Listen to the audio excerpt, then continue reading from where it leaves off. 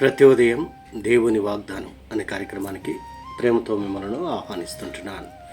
ఈ ఉదయకాల సమయంలో దేవుడు మన కొరకు ఏర్పాటు చేసినటువంటి వాక్యభాగము అపోస్తలుడైన పౌలు కొలస్సీలకు రాసినటువంటి పత్రిక 3వ అధ్యాయము 24వ వచనాన్ని ధ్యానించుకుందాం. అపోస్తలుడైన పౌలు కొలస్సీలకు రాసినటువంటి పత్రిక 3వ అధ్యాయము 24వ వచనాన్ని ధ్యానించుకుందాం.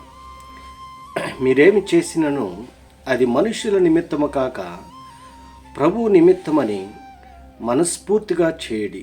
క్రీస్తునందు ప్రేమైన దేవుని బిడ్డలారా, ఈ ఉదయకాల సమయంలో పరిశుద్ధాత్మ దేవుడు మనకిస్తున్నటువంటి వాగ్దానము, మరి మీరేమి చేసినను అది మనుషుల నిమిత్తము కాక ప్రభు నిమిత్తము మనస్ఫూర్తిగా చేయడి. మరి ఈ యొక్క వాగ్దానాన్ని దేవుడు మనకును మన కుటుంబాలకును ఆశీర్వాదకరముగాను దీవెనకరముగాను మార్చునుగాక. ఈ యొక్క మాటల్లోనే ఆత్మీయ సత్యాలను ఆత్మీయ అర్థాలను మనం గమనించినట్లయితే, మరి అపోస్తలుడైన పౌలు ఈ కొలస్సీలో ఉన్నటువంటి సంఘంలో ఉన్నటువంటి విశ్వాసులకు వేషధారణ గురించి ఈ యొక్క మాటలను మాట్లాడుతూ ఉంటున్నాడు. మరి ఎఫెసుకి తూర్పున ఉన్నటువంటి ప్రాంతము ఈ కొలస్సీ పట్టణము. ఈ సంఘము అపోస్తలుడైన పౌలు స్థాపించపోయినప్పటికీ బాధ్యతతో వ్యవహరించి ఎఫెసు నుండి అక్కడికి పనివారిని పంపించాడు.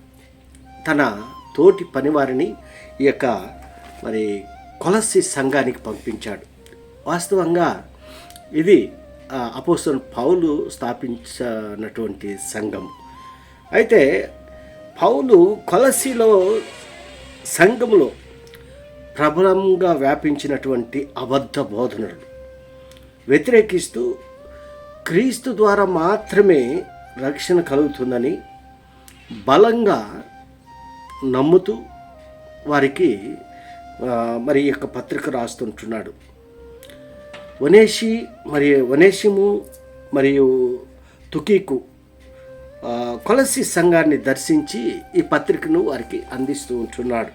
అందుకే మరి వారిరువురు ద్వారా ఈ యొక్క పత్రికను రాసి లెటర్ పంపిస్తూ మీరేమి చేసినను అది మనుషుల నిమిత్తము కాక మరి ప్రభు నిమిత్తము మనస్ఫూర్తిగా చేయడి. అనగా ఈ మాటల్లో ఒక వేషధారణ నటన కనిపిస్తూ ఉంటున్నది. మనుషులకు కనపడవాలనని ఆ సంఘంలో మరి పెద్దలు కావచ్చు, విశ్వాసులు కావచ్చు, మరి పనులు చేస్తూ ఉండొచ్చు. అందుకే వారిని ఒక హెచ్చరికతో కూడినటువంటి మరి మాటలను మాట్లాడుతూ ఉంటున్నాడు. మనుషుల నిమిత్తం కాక దేవుని కొరకు, మనుషుల కొరకు కాకుండా దేవుని కొరకు ఆయన ఉన్నవాడు అనువాడై ఉంటున్నాడు. ఆయన ఆది అంతమై ఉంటున్నాడు. ఆయన సర్వశక్తి కలిగినటువంటి దేవుడుగా ఉంటున్నాడు. దేవుని నిమిత్తము మనస్ఫూర్తిగా చేయడి. మరి ఈ రోజుల్లో మనం గమనించినట్లయితే సంఘాల్లో కావచ్చు, సమాజంలో కావచ్చు, మనుషుల యొక్క మెప్పు కొరకు, మనుషుల యొక్క ముఖాలను చూసి మరి పనులు చేసేటువంటి వారు ఉంటున్నారు. అయితే పౌలు వారికి ఒక హెచ్చరిక ఇస్తూ ఉంటున్నాడు. మనుషుల కొరకు కాదు, కానీ దేవుని కొరకు యథార్థముగా మీరు కార్యాలను చేయండి. దేవుడు మరి అప్పుడు మీ యొక్క కార్యాలను ఆయన పరిశీలిస్తూ ఉంటున్నాడు. క్రీస్తునందు ప్రేమైన దేవుని బిడ్డలారా, మనము ఎలాంటి వారిగా మనం ఉంటున్నాం? మనుషులకు కనబడవలనని మనుషుల నిమిత్తము మనము సంఘములో కానీ సమాజంలో కానీ పనులు చేస్తూ ఉంటున్నామా? కానీ సర్వశక్తి కలిగినటువంటి దేవుడు మనల్ని చూస్తూ ఉంటున్నాడు.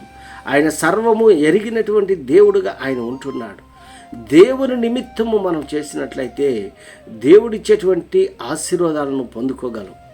మనుషులను మనం మెప్పించాలనే అవసరం లేదు. ఎందుకనగా మనుషులు నామమాత్రులుగా ఉంటున్నారు. అందుకే అంటున్నాడు, మనం దేవుని ఎరిగినటువంటి బిడ్డలుగా మనం ఉంటున్నాం కాబట్టి దేవుని కొరకు కార్యాలు చేసినప్పుడు దేవుని యొక్క దీవెనలు, దేవుని యొక్క ఆశీర్వాదాలు పొందుకుంటామని ఈ కొద్ది మాటల ద్వారా నేను హెచ్చరిక చేస్తుంటున్నాను. దేవుడి యొక్క మాటలను మరి ఎక్కువగా మీకును మీ కుటుంబాలకును ఆశీర్వాదకరంగాను దీవెనకరంగాను మార్చినగాక. ఆమేన్.